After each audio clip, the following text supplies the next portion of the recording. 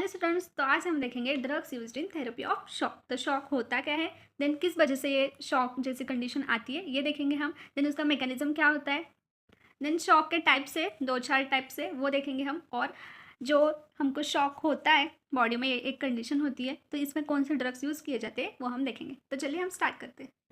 तो हमारी जो बॉडी होती है जो सेल से बनी होती है, ठीक है। सेल सेल से बनता है टिश्यू, टिश्यू से बनते हैं ऑर्गन, और जो हमारी ऑर्गन सिस्टम है वो किससे बनती है, हमारी ऑर्गन से। और ऑर्गन सिस्टम से क्या बनती है, हमारी बॉडी बनती है।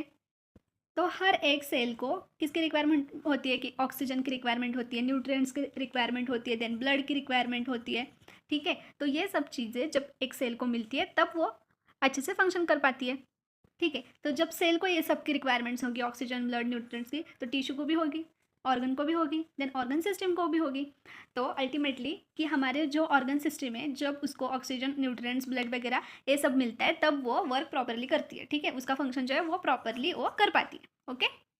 But in case of shock क्या होता है, उसको प्रॉपर ऑक्सीजन सप्लाई नहीं मिलता या उसको ब्लड सप्लाई अच्छे से नहीं मिलता, तो शॉक की कंडीशन जनरेट हो जाती है, ओके। तो देखो, इन शॉक ब्लड फ्लो और सप्लाई गेट स्टॉप्स और लो और it get less, okay.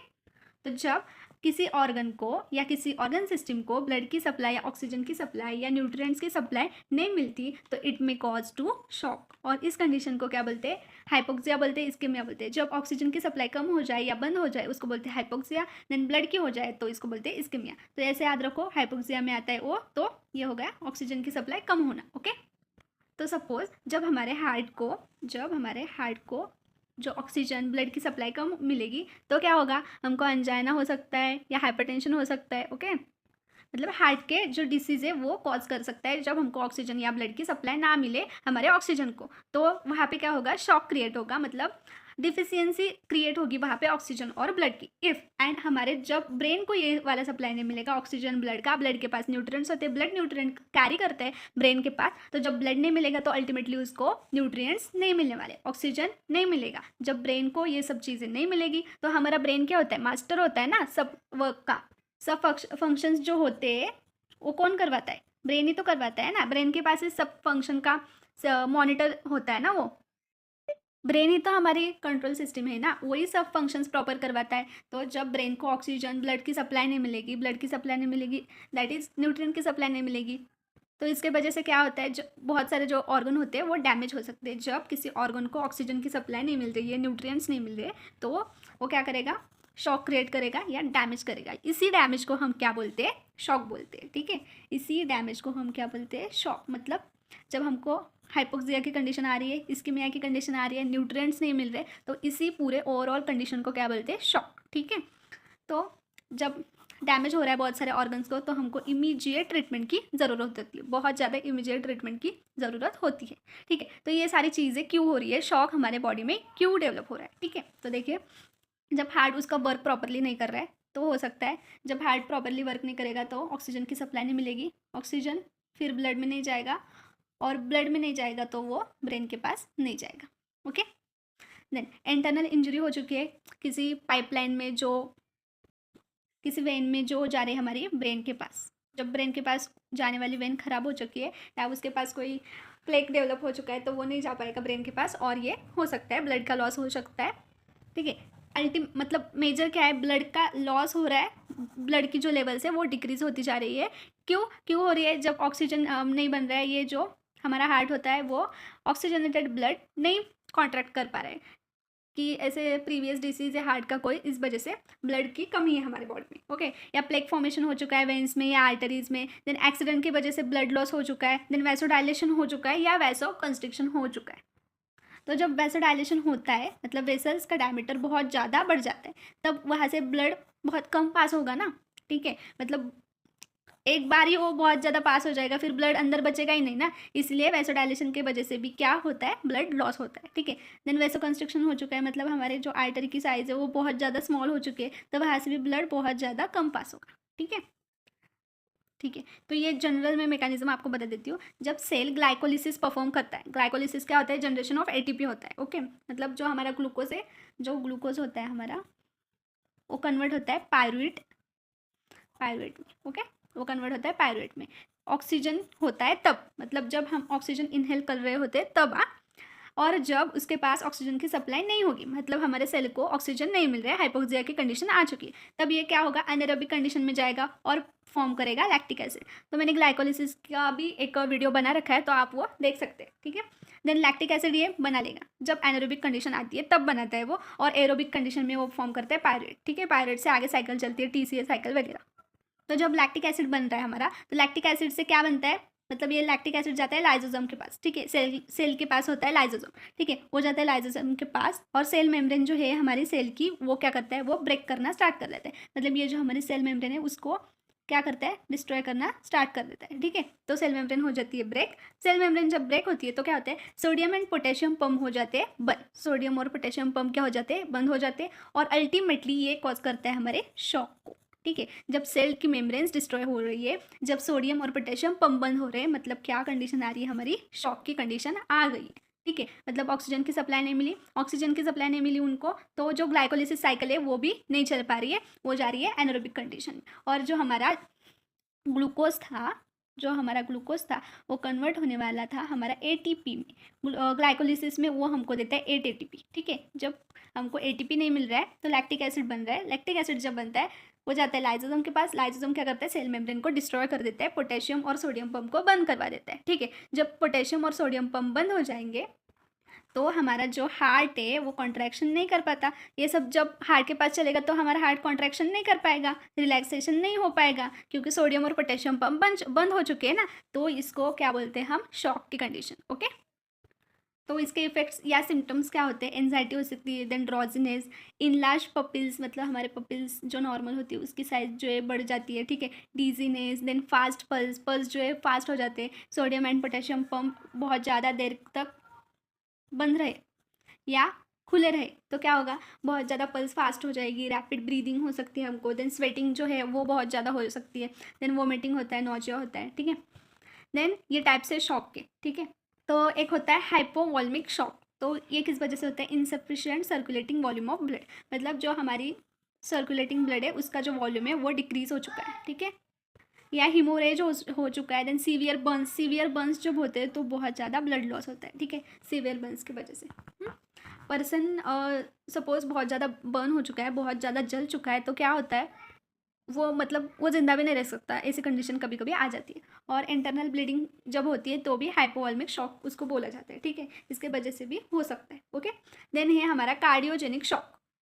Then कार्डियोजेनिक्स मतलब, कार्डिया मतलब क्या, हमारा हार्ट होता है, ठीक है। तो फेलियर टू पंप इफेक्टिवली, जो हमारा हार्ट होता है वो जो हमारा ब्लड को पंप नहीं कर पाता, इसको बोलते हैं फेलियर ऑफ, इसको बोलते हैं कार्डियोजेनिक शॉक। मतलब जो हमारा हार्ट होगा वो ब्लड को पंप नहीं कर पाएगा, ठीक है, उसकी पंपिंग एबिलिटी जो है वो डिक्रीज हो चुकी है, या CHF की कंडीशन हो सकती है, CHF की कंडीशन, ओके।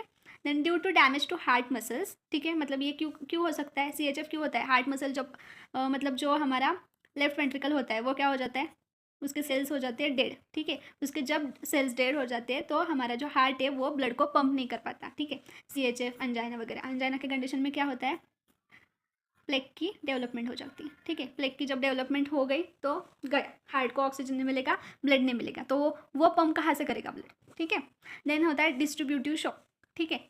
तो ये क्या होता है, वैसोडाइलेटरी शॉक होता है, मतलब जो वेसल्स होती है हमारी जो स्मॉल होती है वो क्या हो जाती है, उसका जो डायमीटर है वो बहुत ज़्यादा बढ़ जाता है, ठीक है। और ये होता है न्यूरोजेनिक एंड एनाफाइलेटिक शॉक, मतलब इसको कहते हैं न्यूरोजेनिक शॉक भी कह सकते हैं या एनाफाइलेटिक शॉक भी कह सकते हैं। देन ऑब्स्ट्रक्टिव शॉक, तो ऑब्स्ट्रक्टिव मतलब क्या, ऑब्स्ट्रक्शन मतलब क्या, डिस्टर्बेंस, तो प्लेग की वजह से जो आर्टरीज में डिस्टर्बेंस आ रहा है उसके वजह से भी ये शॉक होता है, obstructive shock. Then endocrine shock होता है हाइपोथायरॉयडिज्म के वजह से, मतलब जो एंडोक्राइन मतलब ग्लैंड्स वगैरह हुआ है ना, तो हाइपरथायरॉयडिज्म जिस पर्सन में होगा तो उसको क्या हो सकता है, एंडोक्राइन शॉक, ठीक है।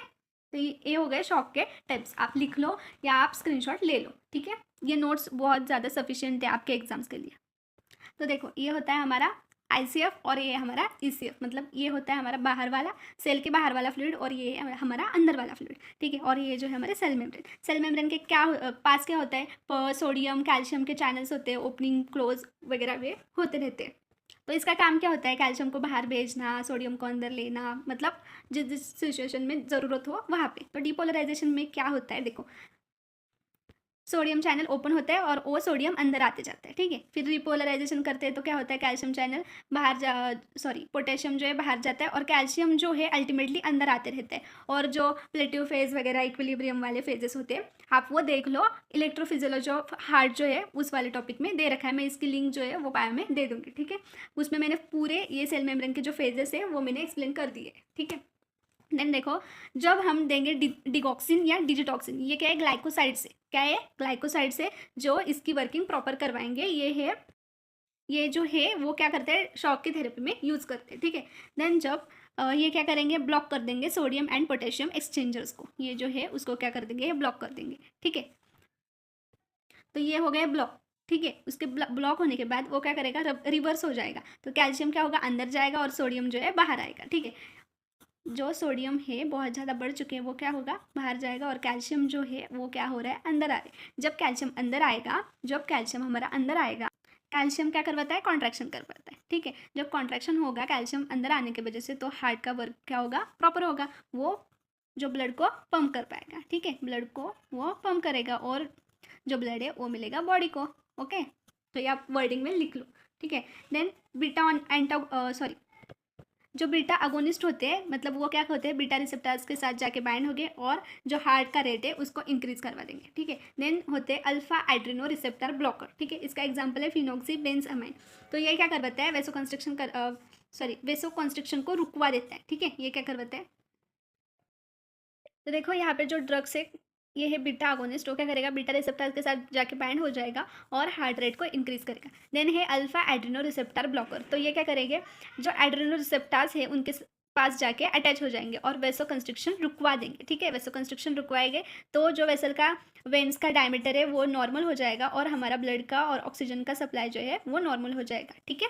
और हो जाएगा ब्रेन या और जो ऑर्गन्स होते हैं बॉडी में उनके पास, ठीक है, और शॉक को ट्रीट करेगा। देन ये कुछ ड्रग्स है, आपके सिलेबस में ड्रग्स नहीं दे रखे तो मैंने लिखे हैं नॉरएपिनेफ्रिन, इपिनेफ्रिन, डोपामाइन, डोबिटामाइन, ये बहुत ज़्यादा इंपॉर्टेंट ड्रग्स है जो शॉक थेरेपी में यूज़ किए जाते हैं, ठीक है। तो आप लिख लीजिए, फार्माकोलॉजिकली इतना जो ड्रग्स के नाम दे रखे हैं उतना बहुत ज़्यादा सफिशिएंट है। ये जो बीटा अगोनिस्ट जो है वो हमारा जो क्लासिफिकेशन था सिम्पैथोमाइमेटिक ड्रग्स वाला, वही यहाँ पे वही ड्रग्स है, ठीक है। थैंक यू दोस्तों। तो ये हो गया हमारा जो ड्रग्स है वो यूज़ करते हैं हम शॉक के ट्रीटमेंट में। तो शॉक क्या होता है, शॉक ऐसी कंडीशन होती है जिसमें क्या होता है कि जो हमारे ऑर्गन्स होते हैं बॉडी के या ब्रेन होता है उसको ऑक्सीजन या ब्लड की सप्लाई नहीं मिलती, ब्लड की सप्लाई नहीं मिलेगी, ऑक्सीजन की सप्लाई नहीं मिलेगी, तो जो ब्रेन है वो सिग्नल्स नहीं भेज पाएगा और वहाँ पर कंडीशन होगी स्ट्रोक की, या हम बोल सकते हैं वहाँ पर बहुत सारे डैमेज हो जाएंगे। जो कोई ऑर्गन से जिनको नहीं मिलेगा ऑक्सीजन की ब्लड की सप्लाई, तो वो डेड होना स्टार्ट कर देंगे, ठीक है। इस कंडीशन को क्या बोलते हैं हम, शॉक, ठीक है। ओके दोस्तों, थैंक यू। तो गाइज़ आपको वीडियो अच्छा लगा हो तो लाइक करो, अपने फ्रेंड्स के साथ शेयर करो, चैनल को सब्सक्राइब करो। आपको नोट्स की रिक्वायरमेंट है तो मेरे व्हाट्सएप ग्रुप से जुड़िए। ग्रुप की लिंक मैंने डिस्क्रिप्शन और यूट्यूब के बायो में दोनों तरफ दे रखी है। Thank you guys.